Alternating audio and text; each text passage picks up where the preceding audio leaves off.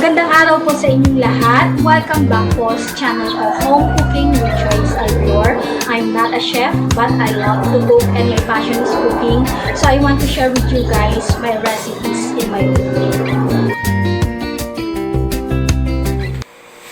Good day everybody! Welcome back po ulit sa channel ko, Home Cooking with Joyce Alvior. It's good to be back in the kitchen after a long day of work. And alam nyo, excited po ako for today kasi time out muna tayo sa cooking dahil we will do baking. Yes po, I will share to you my baking experience. And alam nyo, I'm not into baking and nagsisimula pa lang din po ako matutong mag-bake. Pero I want to share with you also my baking ideas. And of course, best for beginners po itong video to who wish to try. And alam nyo, sa mga bago po sa baking, katulad ko, don't be afraid to experiment. Kung hindi man po okay yung outcome, don't worry.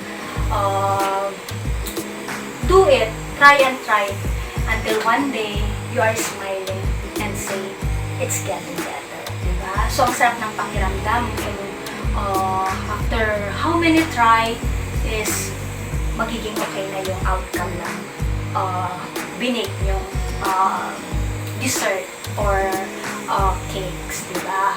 Kaya naman sa mga beginners, tara, samahan nyo ulit po ako sa aking journey of cooking para matry po natin ang aking oatmeal bars or oatmeal cookies with Dulce de Leche.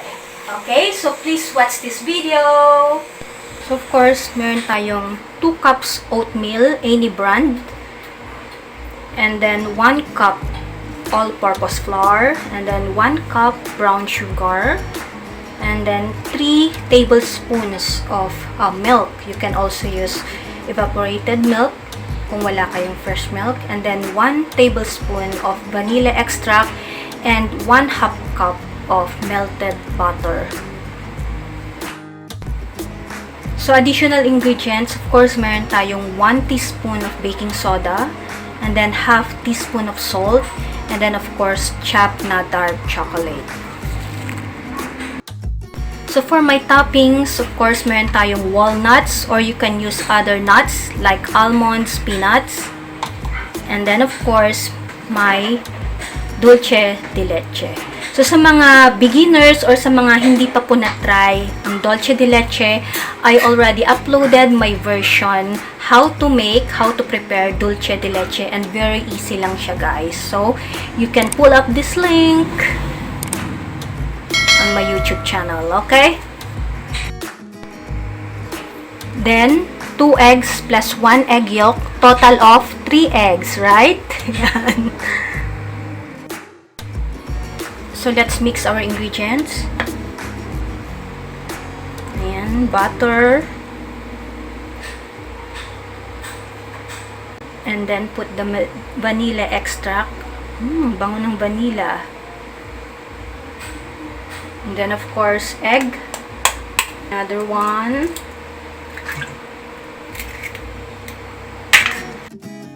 So, let's mix. Then put the 3 tablespoons of milk. So yung milk na ginamit ko dito, guys, is evaporated milk. Wala kasi akong fresh milk. And then next one, let's put the dried ingredients. So ang ating baking soda, and then the salt,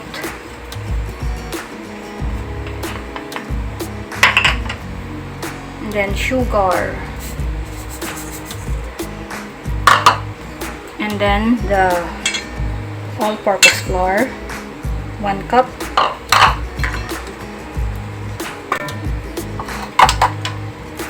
and then of course our 2 cups oatmeal. Ayan. And then mix together.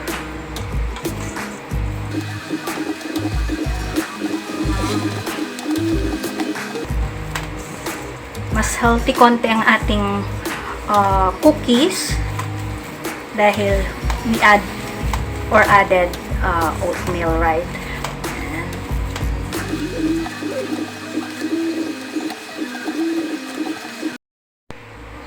If you want guys na mas soft ang inyong oatmeal bars, you can add additional half cup of butter and additional 3 tablespoons of milk, okay?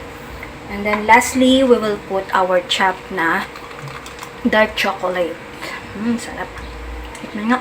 Sarap.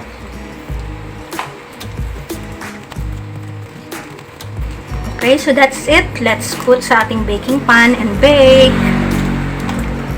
So, let's put sa ating baking pan. And guys, sa mga beginners, mas okay na maglagay tayo ng baking paper para, of course, hindi dumikit at the same time, hindi siya masunog.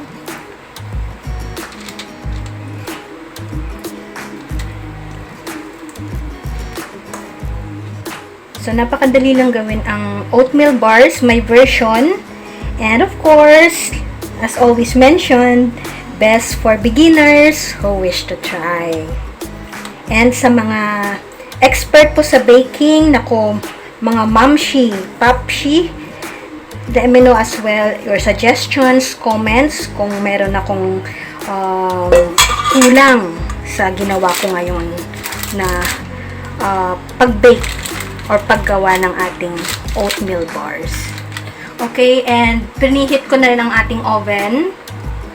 And let's bake our oatmeal bars sa 180 degrees for 25 to 30 minutes.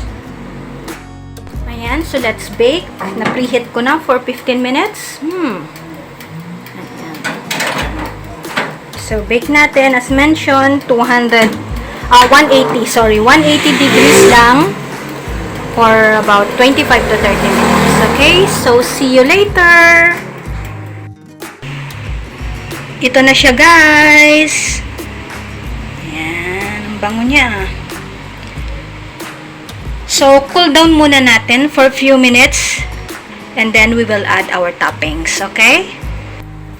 Ayan, cool down na. So, let's put our toppings. Ayan, yung Dulce de Leche natin. I-mix natin sa ating nuts.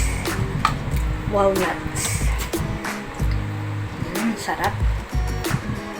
Ayan, sarap ng Dulce de Leche. So, yung Dulce de Leche, guys, pag wala kayo nito, you can just put the nuts. Pero sa akin, dagdag sarap sa ating oatmeal bars, ang Dulce de Leche and the sweetness. Okay, so let's put sa ating oatmeal bar, oatmeal cake, oatmeal brownies, daming tawag pwedeng itawag dito.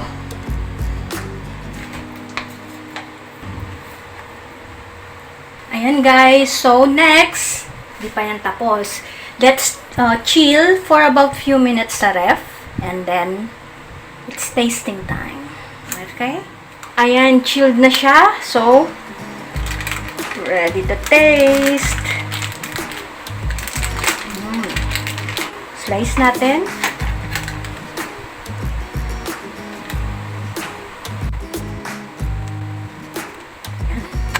Ayan natin.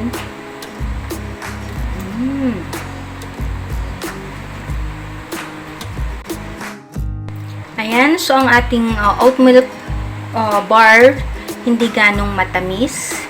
Masarap siya, lalo na the toppings na Dulce de Leche. Okay? So, hindi siya very soft or chewy, pero masarap po siya.